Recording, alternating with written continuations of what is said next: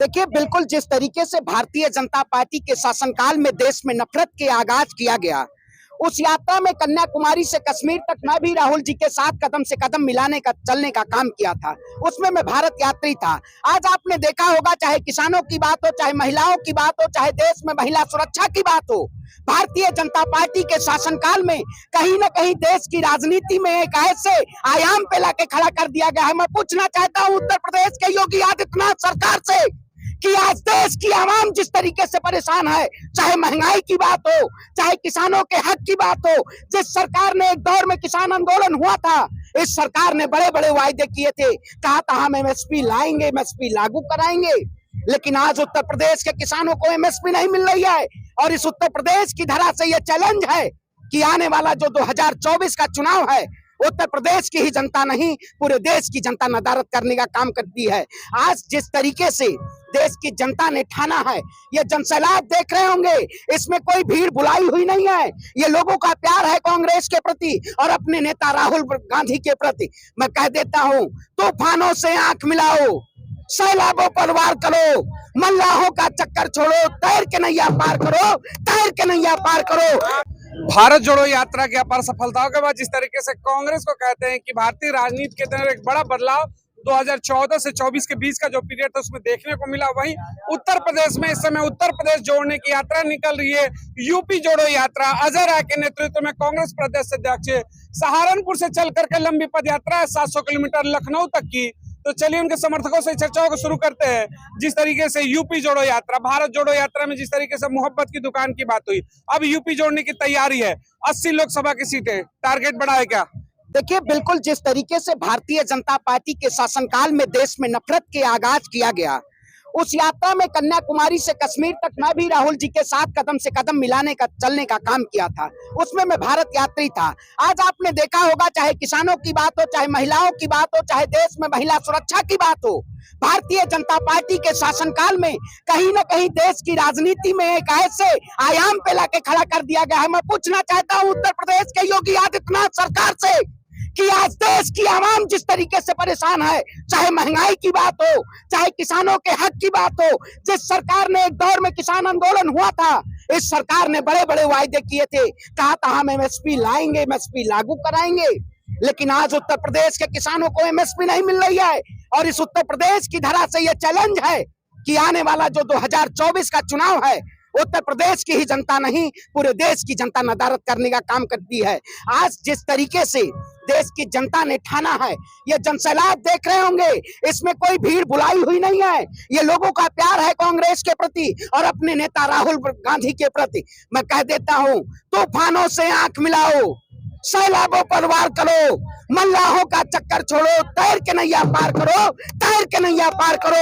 ये देश की जनता, इस देश की जनता आगे बढ़ते थे कि जिस तरीके से कहा गया कि यूपी की जब बात होती है, यूपी में जब आप लोग इस तरीके की यात्राएं निकालते हैं तो यूपी को लेकर के एक परसेप्शन बनाया जाता है बार बार की डबल इंजन की सरकार है। ऊपर कहते हैं कि केंद्र में भी बीजेपी की सरकार है और नीचे यहाँ पर कहते हैं कि योगी की। तो डबल इंजन की सरकार में जब यूपी जोड़ने की बात होती है तो क्या लग रहा है कि वाकई में इसका कुछ प्रभाव पड़ेगा डबल इंजन के ऊपर और सरकारें कुछ ना कुछ चैलेंज दे पाएगी कांग्रेस? बिल्कुल, देखिए, पूर्ण रूप से चैलेंज दिया जाएगा। इसमें चैलेंज का मुख्य देश में जिस तरीके से हिंदू मुसलमान के नाम पे देश की जनता को गुमराह करने का काम किया जा रहा है। आप बताइए, भाई को भाई से लड़ाने का काम किया, हिंदू मुस्लिम के नाम पे, मंदिर मस्जिद के नाम पे इस देश की जनता को बरगलाने का काम किया। क्या हुआ, कहीं में देश की जनता जागरूक नहीं है? उत्तर प्रदेश की आवाम अगर आज कांग्रेस के साथ नहीं होती तो ये भीड़ और जनादेश नहीं दिखाई दिया होता।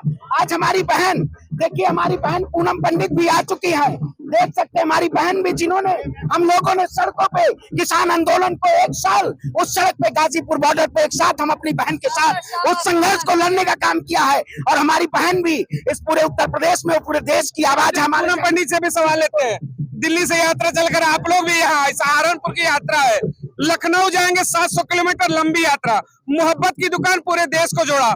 अब यूपी जोड़ने की बारी है, बड़ा टारगेट 80 लोकसभा की सीटें, मोहब्बत की दुकान यूपी में भी खुलेगी। बड़ा घमंड था ए सड़क तुझे अपनी लंबी होने का, मेरे देश के नौजवानों ने तुझे रौंद करके रख दिया। तो ये सिर्फ 700 किलोमीटर की बात है। इस देश में न जाने कितने सैकड़ों किलोमीटर तक लोग चले हैं और चलते रहेंगे देश को, लोकतंत्र को बचाने के लिए। और वैसे भी हम मोहब्बत के सफर में हैं और मोहब्बत की दुनिया में जीने वाले लोग हैं, उसी पे विश्वास करने वाले लोग हैं। आने वाले समय में ये सिर्फ 700 किलोमीटर की यात्रा है, अगर 7000 किलोमीटर भी तय करनी पड़ेगी तो कांग्रेस का एक एक कार्यकर्ता इस चीज के लिए तैयार है, पीछे नहीं हटेगा। जिस तरीके से संसद के अंदर से तमाम सांसदों को बाहर किया जा रहा है, लगभग 150 से सांसदों को बाहर कर दिया गया। जब भी सत्ता से सवाल पूछोगे संसद से उठाकर बाहर फेंकेंगे। माननीय भाजपा की सांसद हमारी जो हेमा मान लीजिए, उन्होंने बताया तो है कि वो कुछ ज्यादा सवाल करते हैं। अगर हम लोकतंत्र में है और विपक्ष में है तो सवाल करना हमें लाजमी है और हमारी जिम्मेदारी है, तो इसलिए उनको बाहर किया जाता है। ये मैं नहीं कह रही हूँ, भाजपा की सांसद कह रही है। हमें कोई फर्क नहीं पड़ता इस बात से कि किसको बाहर करते हैं किसको नहीं, हमें अपनी बात रखने से मतलब है। आप यूपी में कह रहे हैं कि यूपी जोड़ेंगे, अजय राय के नेतृत्व में। यूपी को कहती है भारतीय जनता पार्टी के डबल इंजन की सरकार है, पापा है, बुलडोजर है, ऊपर वाले भी हैं। डबल इंजन की सरकार है, मणिपुर में बेटियों को नंगा घुमाया, डबल इंजन की सरकार है।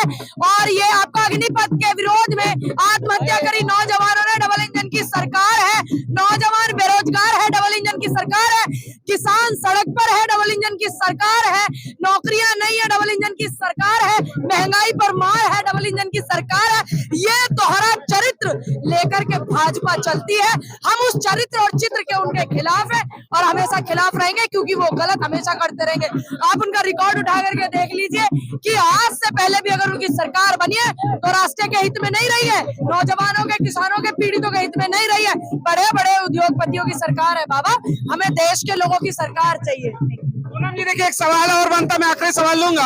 आप जिस तरीके से यूपी के जोड़ने की बात करिए, राहुल गांधी पूरे देश को करते हैं, सुनिएगा, पूरे जोड़े, हम तो विदेशों को भी जोड़ ले, हम तो देश को मोदी भी कहते हैं वसुधैव कुटुंबकम, विश्व ही परिवार है। देखिए वो सिर्फ कहते हैं, हम सनातन को मानते हैं, सनातन धर्म की परंपरा को मानते हैं, हिंदुस्तान की परंपरा को मानते हैं। वो सिर्फ कहते हैं, हम करके दिखाते हैं। मोदी की गारंटी है, कहते हैं 3 राज्य जब जीता, मध्य प्रदेश, छत्तीसगढ़, राजस्थान। मोदी ने कहा कि मोदी की गारंटी पर जनता ने मुहर लगाया, क्या कहेंगे? 2003 में भी जो राज्य हम अभी हारे हैं, पहले भी हारे थे 2003 में, और फिर हमने 2004 में केंद्र में सरकार बनाई थी। यानी 18 में आप 3 राज्य जीती, लेकिन 19 में सरकार बीजेपी की बनी, अभी बीजेपी ये बनी और केंद्र में कांग्रेस की बनेगी। फिर से इतिहास दोहराया जाएगा, इतिहास अपने आप को बार बार दोहराया जाता है। इस यात्रा को लेकर क्या मैसेज देना चाहेंगे जो कार्यकर्ता है तमाम उत्तर प्रदेश के, उनके लिए क्या है? मैं बस यही कहना चाहूंगी, मेरी ढेर सारी शुभकामनाएं आपको, और इस देश को जोड़ने में आप अपनी आहुति जरूर दीजिएगा। ये आपकी जिम्मेदारी है, आपका कर्तव्य है। बहुत बहुत धन्यवाद। यूपी जोड़ो यात्रा को लेकर के जिस तरीके से आज यहाँ से शुरुआत कर दिया गया, सहारनपुर से लखनऊ की यात्रा है, क्या मैसेज है देश के लोगों के लिए? क्या मोहब्बत की दुकान यूपी में भी ओपन हो रही है? देखिए, यात्रा का मैसेज पहले भी यही था, जो भारत जोड़ो यात्रा निकली थी उसका मैसेज ये था कि मोहब्बत को बढ़ाओ और नफरत को खत्म करो। और इस यात्रा का मकसद भी यही है, और हम इसी के साथ साथ जो देश के मुद्दे हैं वो भी लेकर चल रहे हैं, जैसे कि बेरोजगारी है, और आजकल की जो सबसे बड़ी चूक चल रही है ना देश के ऊपर, यानी कि देश की संसद में अगर कोई हमला हो रहा है तो देश भी सुरक्षित नहीं है। चलो अच्छा हुआ कि वो अपने देश के छात्र थे, वो अपना रोजगार मांग रहे थे, वो इसलिए संसद में पहुंचे। उनकी जगह जब छात्र पहुंच सकते हैं तो आतंकवादी पहुंच सकते हैं ना संसद के अंदर। आतंकवादी सुरक्षित हाथों में, इतना बड़ा सवाल आप लोग मत उठाइए। मोदी कहते हैं मोदी की गारंटी है, देश सुरक्षित हाथों में है। मोदी की गारंटी मोदी जी ने बोला था कि चुनाव के टाइम पे कि राजस्थान में और सभी राज्यों में जहां बीजेपी अपनी सरकार बनाएगी वहां पे सिलेंडर 450 रुपए का देगी, 450 का। लेकिन अब सरकार ने बोल दिया है कि सरकार ने ऐसा कोई वादा नहीं किया है कि जो हम सिलेंडर 450 रुपए का दें। जुमले हैं 15 लाख रुपए की तरह, भूल जाइए उसे। तो जुमलों को करे क्या, फिर गारंटी कहाँ गई? अभी तो आप बोल रहे थे कि मोदी की गारंटी नहीं है। मोदी की गारंटी चुनाव जीतने की, जहां मोदी जाएंगे चुनाव जीतेंगे। मोदी चुनाव अगर ऐसे करते रहे ना, जुमलों के साथ में चुनाव जीतते रहे, एक दिन वो आएगा कि भारतीय जनता पार्टी का कोई आदमी नाम लेवा भी नहीं रहेगा। एक सवाल है, मोदी की गारंटी पर आपका विश्वास है कि ईवीएम की गारंटी पर विश्वास है? हमें दोनों पर विश्वास नहीं है। ईवीएम पर भी भरोसा नहीं है? नहीं है, बैलेट पेपर चुनाव होना चाहिए, सबसे अच्छा नतीजा यही है। बैलेट से होगा तो सत्ता में परिवर्तन होगा? बिल्कुल होगा, 100% होगा। दूध का दूध पानी का पानी हो जाए। जिन लोगों को शक है, जिन लोग मानते हैं कि ईवीएम में गड़बड़ है, तो वो उन लोगों को शक दूर कीजिए और बैलेट पेपर से चुनाव कराइए। बीजेपी कहती है कि जहां जीतते हैं वहां सवाल नहीं उठाते, हारते तो कहते हैं ईवीएम बैन करो। ये उनका दोहरा चरित्र, इसको लेकर आप क्या कहेंगे? देखिए जहां पे जीतते हैं, मैं ये मानता हूं कि जैसे बीजेपी जिस राज्य में बढ़त में होती है, हालांकि चाहे वहां पे हार रही हो, लेकिन वो अपनी वहां पे सरकार बना देती है। और जहां बीजेपी का कोई वर्चस्व नहीं है, जहां बीजेपी का कोई संगठन नहीं है, वहां पे वो दूसरी अदर पार्टी, राज्य पार्टी हो या कांग्रेस पार्टी हो, उसी की सरकार बना देती है और खुश कर देती है, जिससे कोई ईवीएम पर सवाल ना उठाए। ये सबसे बड़ा मेन मुद्दा है।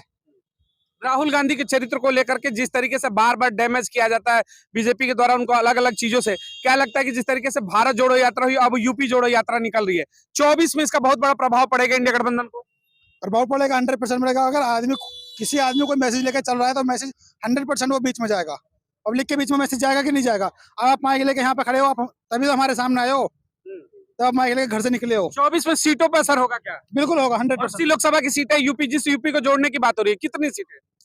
देखिए सीटों का गठबंधन हुआ है, पार्टियों ने क्या है, लेकिन उसका जो एक जैसे डिवाइडर होगा कि किस पार्टी को कौन सी सीट मिलेंगी, कितनी सीट मिलेंगी, तो ये भी आलाकमान तय करेगा। इसमें अभी हम कुछ नहीं बोल सकते, क्योंकि अभी ये डिसाइड नहीं हुआ है। ममता बनर्जी ने कहा कि खड़गे जी को प्रधानमंत्री का चेहरा घोषित किया जाए, इसको लेकर आप लोग क्या कहेंगे? देखिए वो ममता जी ने अपना विचार पेश किया है, कुछ लोग अपना विचार पेश करेंगे, लेकिन जो जहां सबकी सहमति होगी वही प्रधानमंत्री का चेहरा होगा। आप सबकी पसंद होंगे खड़गे जी? बिल्कुल होंगे, खड़गे जी हो, राहुल गांधी जी हो, प्रियंका गांधी जी हो, हमारे पसंद होंगे। कांग्रेस पार्टी में से कोई भी अगर पीएम का चेहरा होगा, हमारी पसंद का होगा, कोई भी हो। गठबंधन से ममता दीदी भी कहती है कि हमारे चेहरे पर विचार हो, क्या कहेंगे आप? ममता दीदी ने खुद अपने जो है सुझाव खड़गे जी के पक्ष में रख दिया है, तो ममता दीदी का तो कोई इसमें रोल ही नहीं है। नीतीश जी पर क्या कहेंगे आप लोग? नीतीश जी भी नहीं आएंगे, बाइकआउट है। बाइकआउट है। 24 में मुद्दे क्या होंगे? बेरोजगारी, महंगाई।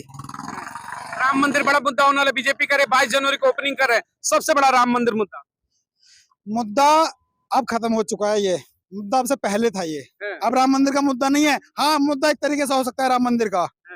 भारतीय जनता पार्टी राम मंदिर को ओपन करेगी और उसमें खुद ही ये कुछ ना कुछ खेल करेगी, हिंदू भाइयों के ऊपर अटैक करवाएगी, बम फोड़वाएगी, ट्रेनों को जलवाएगी, उसी में ये खेल कर सकते हैं। ये बड़ा बयान दे रहे हैं आप? जी बिल्कुल बयान दे रहा हूँ मैं। आपको क्यों लग रहा है कि बीजेपी ऐसा करेगी? क्योंकि उसकी राजनीति यही है, हिंदू मुस्लिम करना, धर्म की राजनीति करना, सिर्फ उसकी राजनीति यही है और कुछ नहीं है। मथुरा में जिस तरीके से सर्वे का आदेश आ गया, उसको लेकर क्या कहेंगे आप लोग? 24 चुनाव से पहले जिस तरीके से कोर्ट का आदेश आता है कि सर्वे कर दो। देखिए सर्वे होते हैं और बिगड़ते हैं और बनते हैं, चलते हैं। सर्वों के ऊपर तो अब सर्वों में तो राजस्थान में, छत्तीसगढ़ में, मध्य प्रदेश में सब जगह कांग्रेस सरकार बन रही थी, लेकिन नहीं बनी ना, तो सर्वों के ऊपर तो जाइए मत।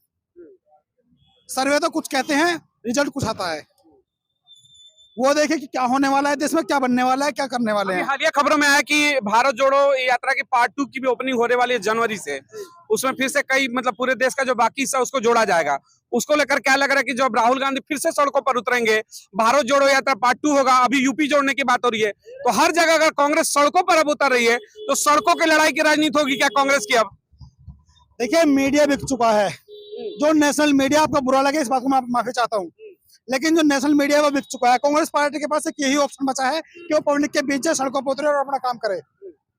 कांग्रेस पार्टी जो मुद्दे दिखा रही है वो मुद्दे लेकर चले, और जो आजकल देश में महंगाई, बेरोजगारी, नफरतों की आग है, इसको खत्म करने का काम कांग्रेस पार्टी करेगी, ये मेरा वादा है। सड़कों की लड़ाई होगी अब? बिल्कुल 100% होगी। सड़कों की लड़ाई होगी क्या 2024 चुनाव को लेकर के? बिल्कुल लड़ाई होगी सड़कों की, और हो भी रहा है और आगे भी होगा, क्योंकि जिस तरीके से इस तानाशाही सरकार ने हमारे विपक्ष के 141 सांसदों को बर्खास्त करने का काम किया है, वो निश्चित तौर पर आगे लड़ाई और विकट होगी। वो सांसद भी सड़क पर आएंगे और सब इस तानाशाही सरकार के खिलाफ सड़कों पर उतरकर जोरदार प्रदर्शन करेंगे, क्योंकि और कोई हथियार हम लोगों के पास और नहीं बचा है। जनता के सहयोग से इस तानाशाही सरकार के खिलाफ सड़क पर उतरकर प्रदर्शन करना होगा हम लोग। ठीक।